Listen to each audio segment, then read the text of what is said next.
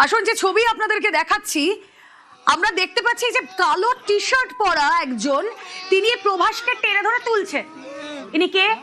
বিজেপির মন্ডল সভাপতি শান্তনু মন্ডল। তার বিরুদ্ধে কি অভিযোগ উঠছে? তার বিরুদ্ধে অভিযোগ উঠছে তিনি নাকি অপরাধীদের ছাড়িয়ে এনেছেন। কিন্তু আদৌ কি তাই? এখানেই প্রশ্ন, আদৌ কি তাই? নয়, তারও কিছু প্রমাণ মিলেছে। কিরকম?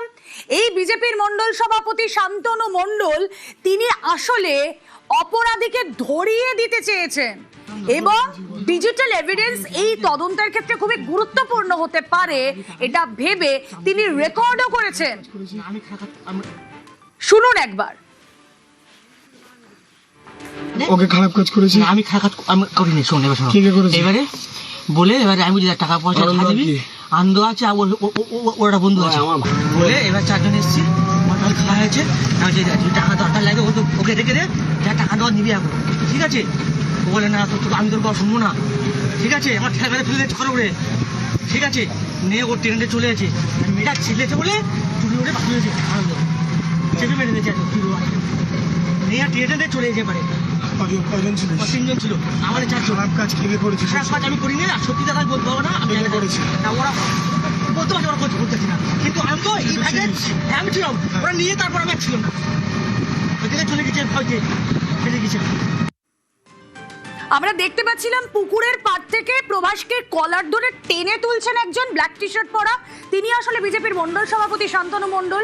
এবং যেই ছবি আপনাদেরকে দেখালাম, টোটোয় যে কথোপকথন, প্রভাসকে একের পর এক প্রশ্ন, প্রাথমিক পর্যায়ে যে জিজ্ঞাসাবাদ অন্ততপক্ষে ডিজিটাল এভিডেন্স হিসেবে যেগুলো এই তদন্তের ক্ষেত্রে খুবই গুরুত্বপূর্ণ হতে পারে সেগুলো কিন্তু রেজি তিনি করেছিলেন। সুতরাং এর থেকে স্পষ্ট হয় যে আসলে এই শান্তনু তিনি অভিযুক্তদের ছাড়াননি, তিনি ধরিয়ে দিয়েছিলেন।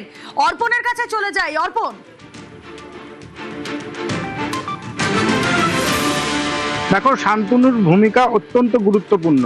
কারণ হচ্ছে প্রথমে রাত্রিবেলা যখন তার এই নাবালিকার খোঁজ শুরু হয়, স্থানীয়রাই জানিয়েছেন যে এলাকার নেতৃত্ব তারা সঙ্গে ছিলেন এবং সেখানে তোমাকে আমি প্রথমে যে বিষয়টা বলছিলাম যে ইউনিটি ভাবে প্রায় 120 থেকে 30 জন এই নাবালিকাকে খুঁজতে নেমেছিলেন এলাকা জুড়ে।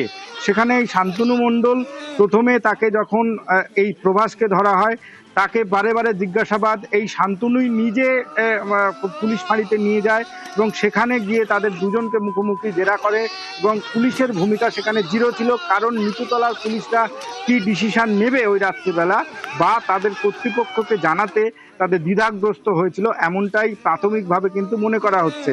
এবং এই শান্তনুই এই যদি প্রভাসকে নিয়ে ওই সময় যখন মৃতদেহ উদ্ধার হয়েছিল উল্টো পথ দিয়ে যদি না বারুইপুর থানাতে নিয়ে আসতো তাহলেও কিন্তু গণপিটুনিতে এই প্রভাসেরও মৃত্যু হতে পারত।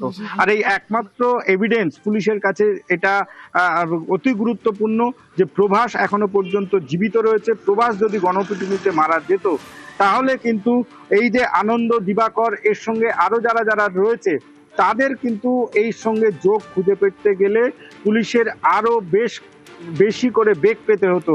কারণ এই প্রভাস বেঁচে রয়েছে বলেই এই শান্তনু তাকে নিয়ে টোটোতে করে উল্টো রাস্তা দিয়ে তাকে থানায় পৌঁছে দিয়েছিল বলেই এই প্রভাসকে পুলিশ হাতে পেয়েছে এবং এই নাবালিকা খুনের ঘটনার কিনারা করতে পেরেছে পুলিশ। পুলিশের ভূমিকা কি হওয়া উচিত ছিল? যখনই এই নাবালিকার নিখোঁজের ডায়েরি বা নিখোঁজের অভিযোগ জানাতে গিয়েছিল ক্যাম্পে, সেখানে কিন্তু ক্যাম্পের ভূমিকা হওয়া উচিত ছিল। ওকে অর্পণ, ওকে, তুমি আমাদের সঙ্গে থাকো। বারুইপুরের ঘটনার নৃশংসতা